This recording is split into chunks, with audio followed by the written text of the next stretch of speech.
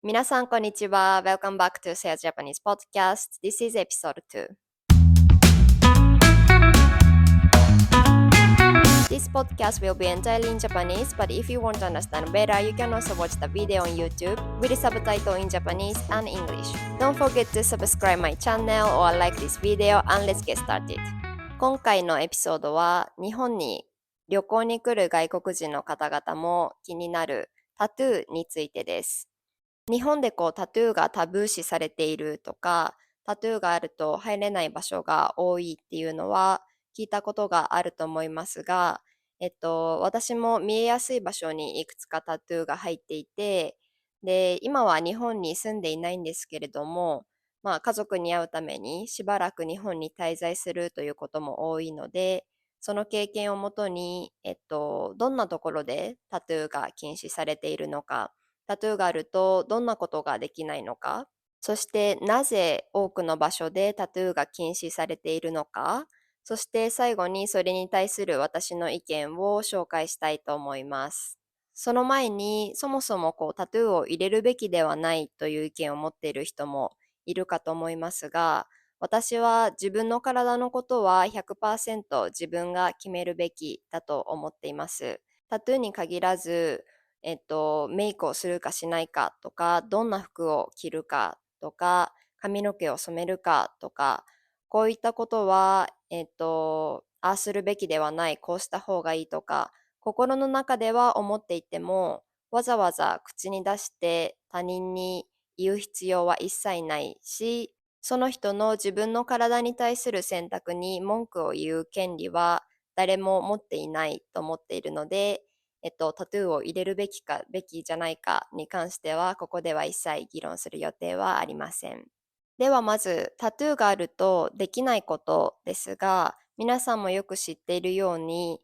温泉とかスパとか、プールとか、肌が見えやすい場所ではタトゥー禁止となっている場合が多いです。で、こういうところに行くと、結構入り口のど真ん中とか、もうチケットを買う前のものすごく見えやすい場所に大きな文字でタトゥーの入っている方は立ち入り禁止とか、タトゥーはダメですっていうふうに、強く主張されている場合が多いです。最近だと、ファッションの一部としてタトゥーを受け入れようっていう考え方も少しずつ出ているので、タトゥーシールとかで隠せばいいですよっていう場所も少しずつ増えています。ただそれも2、3個までなら OK ですみたいなところが多いです。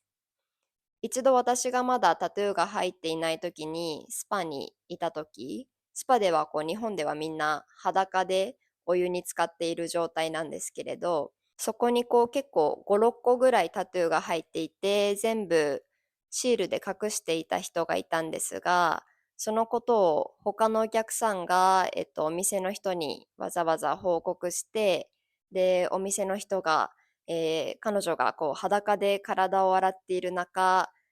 話しかけて、今すぐ出て行ってくださいというふうに言って、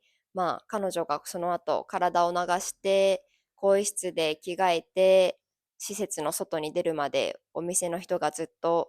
後をつけているのを見たことがあって、ああ、そんなに厳しいんだと少しびっくりしました。もう一つできないこと、もしくはするのが難しいことは、会社員として一般的な会社で働くということです。アーティストとか、あとは一部の飲食店とか、業界によって、タトゥーがあっても全然大丈夫という仕事もいくつかありますが、基本的に日本ではアルバイトであってもフルタイムであっても、もう仕事の面接の時に髪の毛を染めているのはダメ、ネイルもダメ、ピアスもダメ、こういう服を着ないといけないとかいう身だしなみに関するルールがとてもたくさんあります。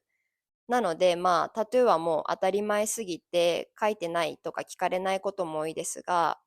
見えやすい場所にタトゥーが入ってると、普通の会社で会社員として働くっていうのはちょっと難しくなるかと思います。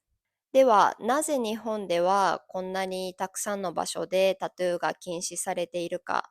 っていうと、理由はたくさんあるんですけれども、今回は歴史的な背景を一つ紹介します。ただ私は専門家ではなく、ちゃんとした調査を行ったわけでもないので、もし正確な情報を手に入れたかったら自分で調べてください。日本では、遊園地とかホテルとか、いろんな公共施設に行くと、暴力団立ち入り禁止とか、反社会勢力の方は入れませんっていうふうに表示されていることがとてもよくあります。この暴力団とか反社会勢力っていうのは皆さんがよく知っている言葉で言うとヤクザのことです。これはマフィアのようなものですね。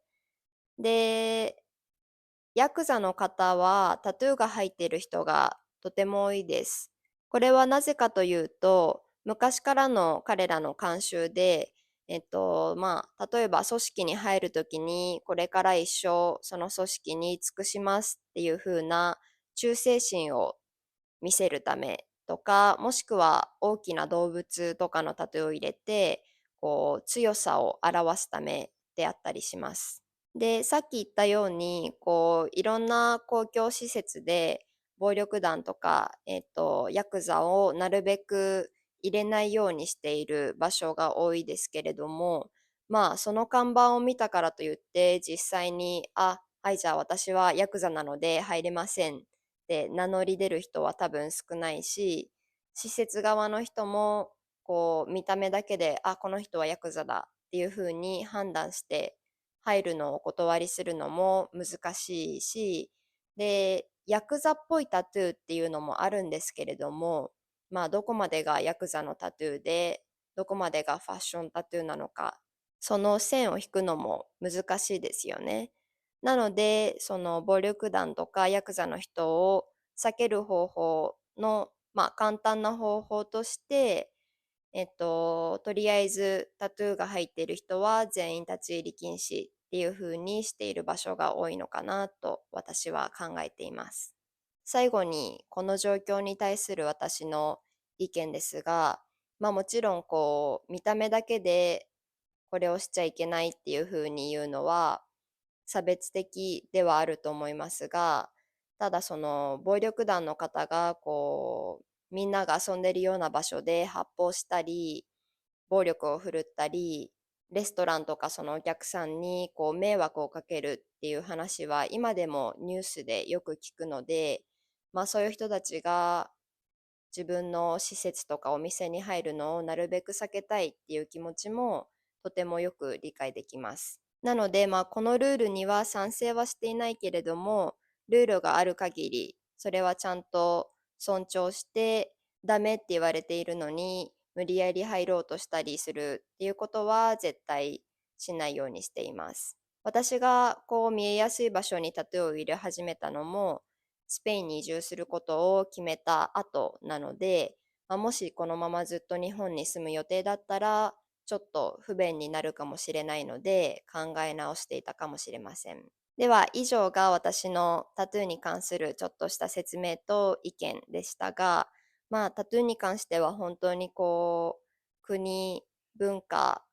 歴史によって考え方がものすごく異なると思いますので、ある国ではすごく普通のことで、他の国では宗教的に絶対やってはいけないことだったりするので、一番大切なのは、自分の価値観で勝手に判断せずに、他の国とか文化の価値観を理解しようとすること。そしてもしその国に入る場合は、その国が持っているルールを尊敬することだと思います。では最後まで聞いてくれてありがとうございました。次のエピソードでお会いしましょう。Thank you for listening until the end. Don't forget to subscribe or like this video and see you in next episode.